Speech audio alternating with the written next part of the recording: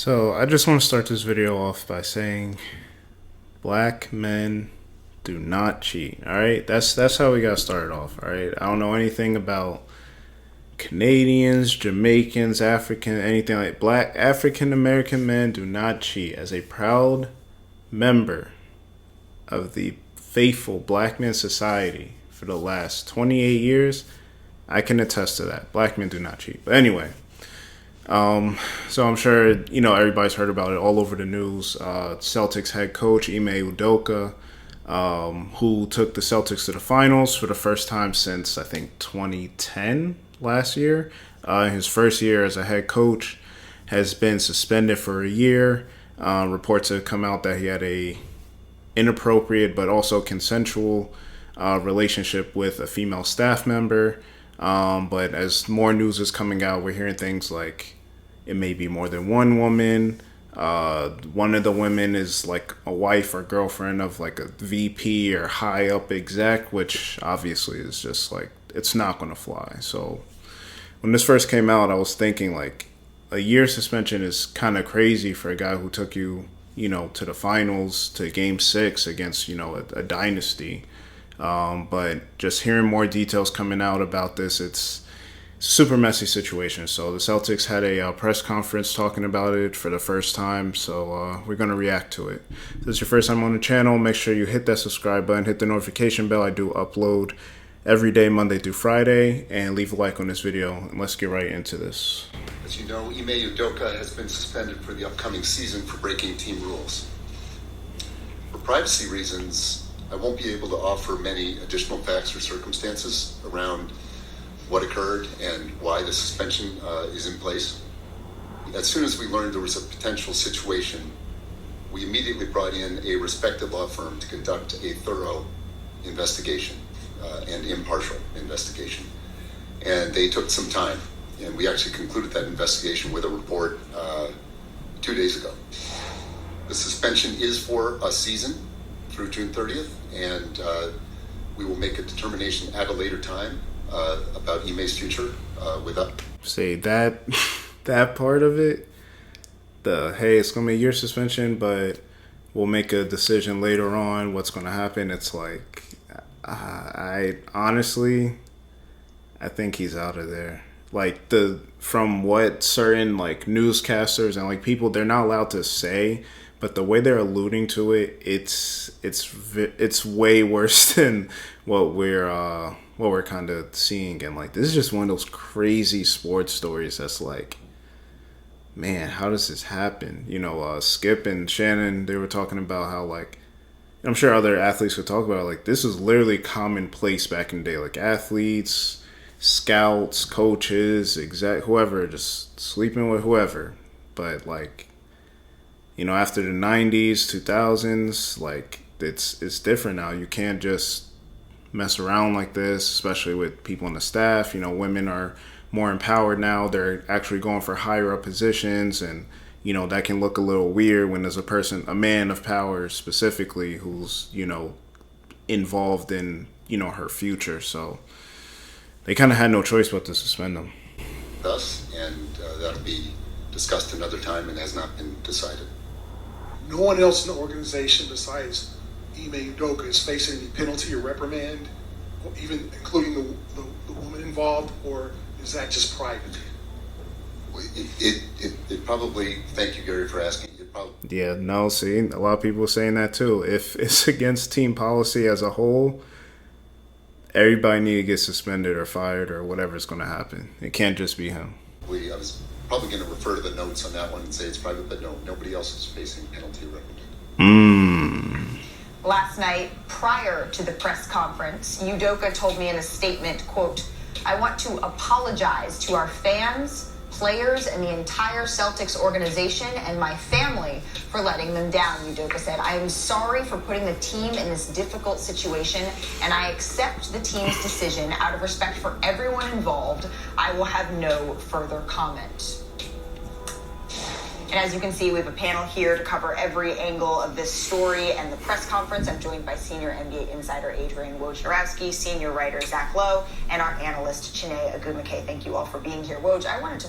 And she's going to go to Woj first. Woj actually, I think, broke this story. So I think it was like 1 a.m. or something. Everybody was seeing this story come out. But if y'all didn't know, he's also, I don't think they're married, but they've been on a long-term, like 11 years or something, relationship. Udoka and Nia Long from, Friday and Love Jones, Fresh Prince, all the, famous black movies and shows. And they have a kid together, so, I mean, it's a lot, bro. Like, it's a lot going on. To start with you here, what stood out to you as we heard from the Celtics brass for the first time? Well, listen, obviously the seriousness with which they took the violation that occurred in Boston, the fact that they were willing to suspend a coach with no certain return date, if ever, who got He's them out of in there. 2 games of an He's out NBA of there. championship in the middle of what they thought would be, and still hope can be, a championship window. And certainly I think you saw the gravity, I think Brad Stevens wore it, of the impact that this entire episode has had on that organization, specifically women in that organization, beyond just a particular woman who had a relationship with Ime Udoka. And so, listen, I think this has been jarring for the Celtics. It's certainly jarring for those involved.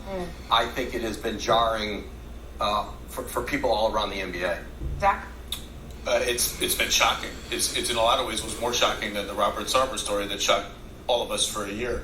What struck me the most was I've never seen Brad Stevens look like that before. Brad Stevens is distraught. He's shaken up. And it evinced to me, this was his hire.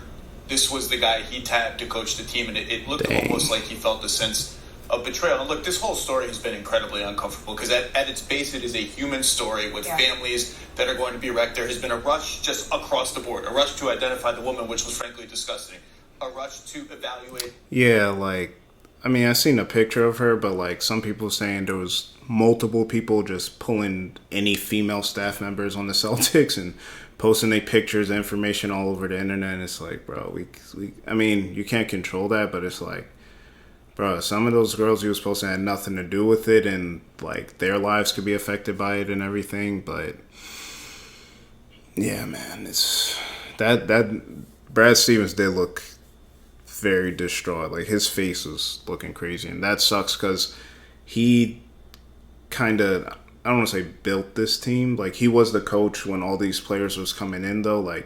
When they had Marcus Smart, Jason Tatum, Jaylen Brown, and he was the coach for so long, and he never was able to, break through even to get to the finals. And then he hires Ime. They get to the finals, they lose, but there's no shame in that. But he feels, I guess, personally betrayed and maybe even a little responsible for what's happened.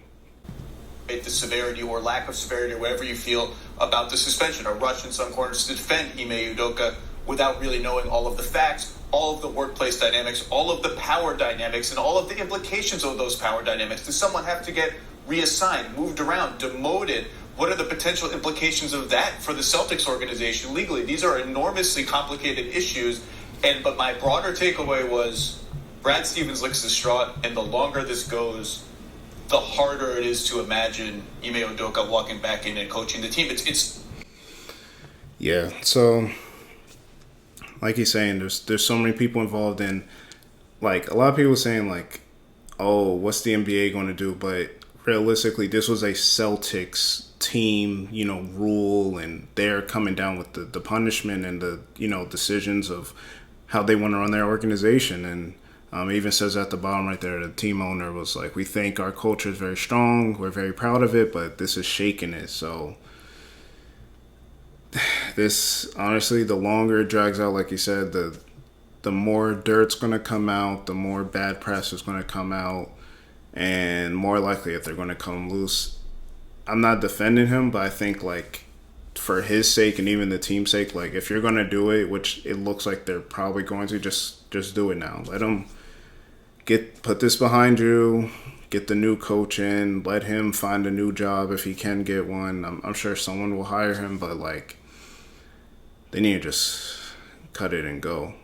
Some other reports have been coming out saying that yes, it was consensual, but then apparently, you know, that may have ended, and she started saying that he was making certain comments and unwanted, you know, just saying things that he shouldn't be saying, and that's pretty much like why the teams and like even workforces, like other regular corporate jobs, like they make these type of rules, because y'all get in a relationship, it ends, or you talking to multiple people, or she wants you to leave your wife, like all this craziness happens, and then now she's saying, you know, you're making whatever remarks to her, and he's gonna say, well, we used to mess with, like, it's too much. It's too much. So I don't know, man.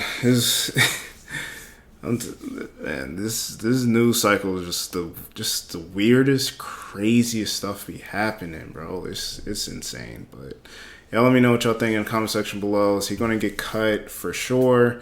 Is it gonna happen sooner rather than later? What are y'all thoughts on this whole situation? Definitely subscribe if you're someone new. Hit that like button, and I'll catch you in the next video.